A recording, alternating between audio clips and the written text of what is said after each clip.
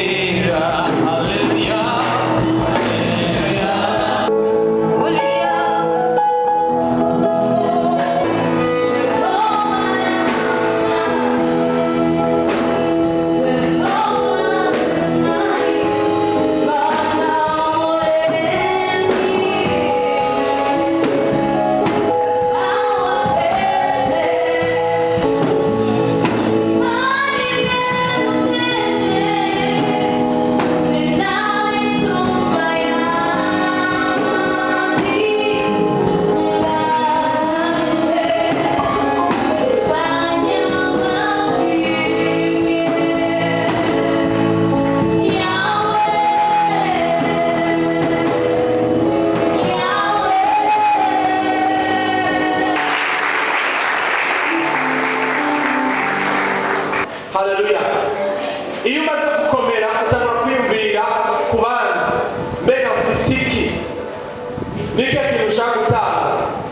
Haleluya. Iyo ufise ishobora gutanga rero umaze gukura, reka dukomere amashyi uwo muntu amaze gukura.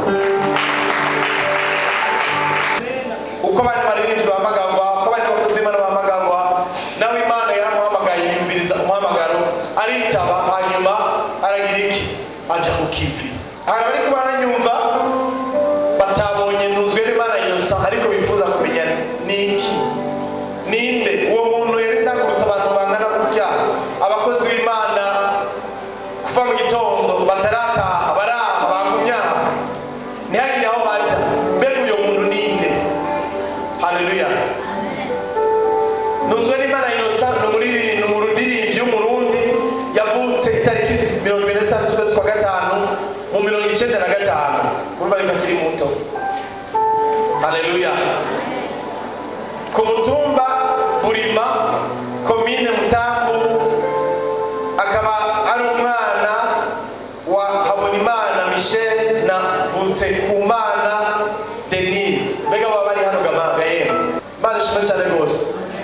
Iyo abaririmbyi bararobanurwa, Yesu nashimwe.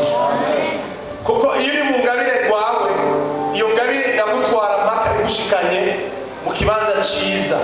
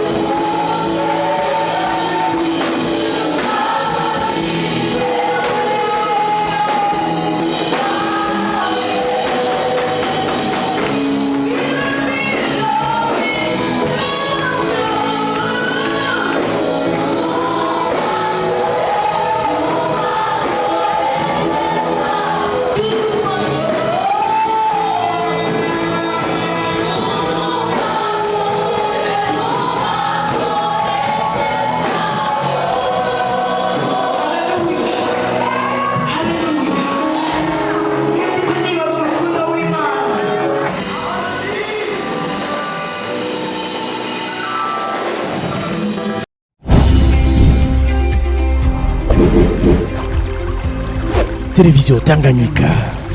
Télévision Tanganyika.